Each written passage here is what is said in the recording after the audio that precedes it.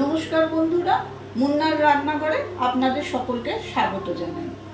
আজ আমি শাক ভাজা করে দেখাবো এবং সেই শাক ভাজাটা খেতে একটু অন্য শাক ভাজাগুলোর মতো নয়, একটু অন্যরকম ভাবে আমি শাক ভাজাটা করব।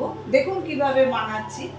আমি এখানে নোটে শাক কেটে নিয়ে একটু ভাপিয়ে রেখে দিয়েছি। আর আমার যেটা লাগবে, একটু নারকেল গুঁড়ো লাগবে, শুকনো লঙ্কা লাগবে, ফোড়নে লাগবে সর্ষে, গোটা সর্ষে, হলুদ, নুন, তেল।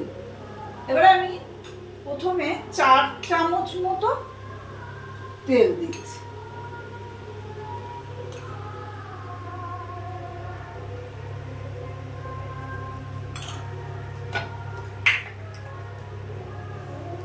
ওভেনটা বাড়িয়ে দিচ্ছি। দিয়ে প্রথমে যেটা আমায় করতে হবে সেটা হচ্ছে শুকনো লঙ্কাগুলোকে আমায় তেলে প্রথমে খড়িয়ে দিতে হবে। গ্যাস ওভেনটা আস্তে করে দিয়ে আমার লঙ্কাগুলো খড়ে গেছে, আমি তুলে রেখে দেবো।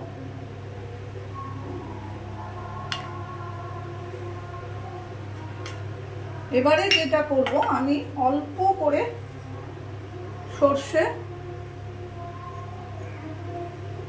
ফোড়ন দেবো এবং সঙ্গে আমি একটুখানি হালকা করে অল্প করে হলুদ দেবো, না তো প্রচন্ড ছিটকাবে। যেই ছিটকাবে তখন আমি কিন্তু শাকটা এর মধ্যে দিয়ে দেবো। আমি শাকটা কোনো রকম নুন টুন কিচ্ছু করিনি। এবারে গ্যাস ওভেনটা বাড়িয়ে দেবো, নিয়ে আমি এটা ভাজা ভাজা করতে থাকবো বাড়িয়ে বাড়িয়ে। যেহেতু আমার শাকটা ভাপানো আছে তাই এটা করতে আরো কম সময় লাগবে। আমি 1/2 চামচ মতো হলুদ, পরিমাণ মতো নুন দিয়ে দেবো।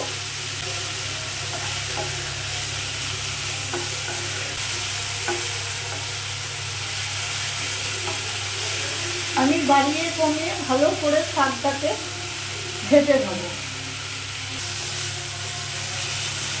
আমি শাকটা যখন কেটেছিলাম তখন দাঁত খুব একটা দিইনি, মুখের ডগের কাছে দাঁত আর পাতাগুলোকে সুন্দর করে কেটে নিয়েছিলাম। দেখুন বন্ধুরা, আমার কিন্তু শাক ভাজাটা প্রায় হয়ে এসছে। আমি এবারে গ্যাস ওভেনটা বন্ধ করে দিচ্ছি আর শাকটাকে আমি বাটিতে তুলে নিচ্ছি।